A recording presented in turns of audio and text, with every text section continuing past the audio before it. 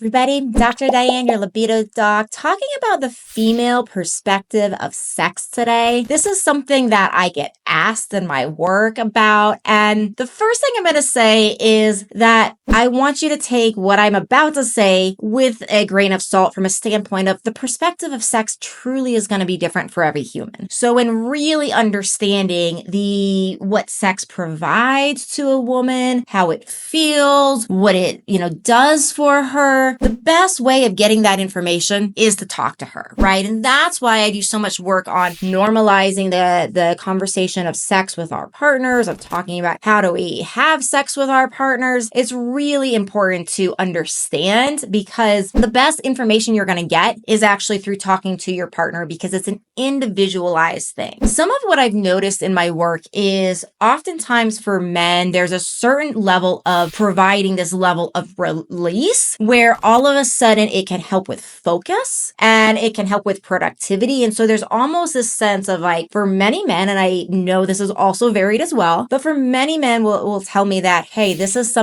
is something that actually provides a level of release, of almost relaxation, where they can come back to focus on their jobs, their kids, their lives, everything else with more clarity, right? Females, of course, we do get a release, right? But sex oftentimes is not this level of chasing the release. It can be, right? And this is where it can be very, very different. But for females, from a female perspective, a big connection or a common denominator that comes up in women that I work with is the word connection. So for men, I hear the word release a lot. For women, I hear the word connection. And obviously these are interchangeable. Obviously a lot, is provided beyond that. But one of the things it can do is it can help a woman feel this sense of deep emotional connection to her partner, deep emotional love, and a huge amount of bonding to that person, right? So that's oftentimes what I hear females say. Now, besides that, people will also say, both male and female, that it brings more happiness, that it helps them sleep better, right? So there's a lot of other benefits that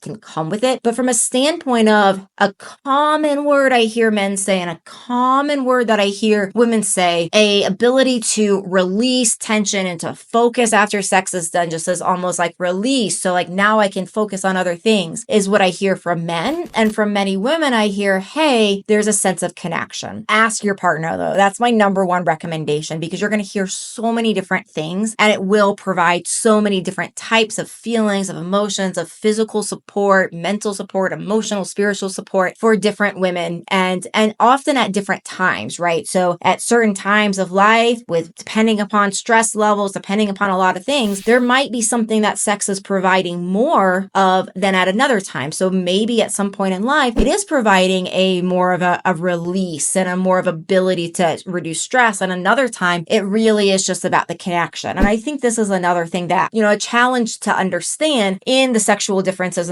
between females and males is that it's less linear with women, right? With women are curvy in their nature. There's not like a linear say-ness to us in the same way there is for men. And so that drive oftentimes change, that desire and what is created with that desire can change as well. So if you're watching this like trying to understand what women think more, the number one thing to do is to ask your female partner. That's going to be the best thing. So I hope this has been helpful. Remember, you can always go and take my Low Libido Quiz. My Low Libido Quiz is going to help to get to the root cause of your libido. It's going to give you insight as to what the root cause is beyond hormones. It's so common that both men and women will work on getting on hormone replacement therapy, which I'm a big fan of. And it can help so many people. I'm a big fan of in almost all situations. And it can help so many people. Always, of course, chatting with your doctor about it. But oftentimes it's not the only thing wrapped up into a low libido. So for many people, they get their hormones in balance and they still have a low libido. This quiz is designed to help you figure out what test you should maybe be looking for beyond hormones and more. So go to libidoquiz.com to take that, and that'll be in the show notes as well. Please do subscribe to my channel. I really do appreciate the support, and I'll see you soon.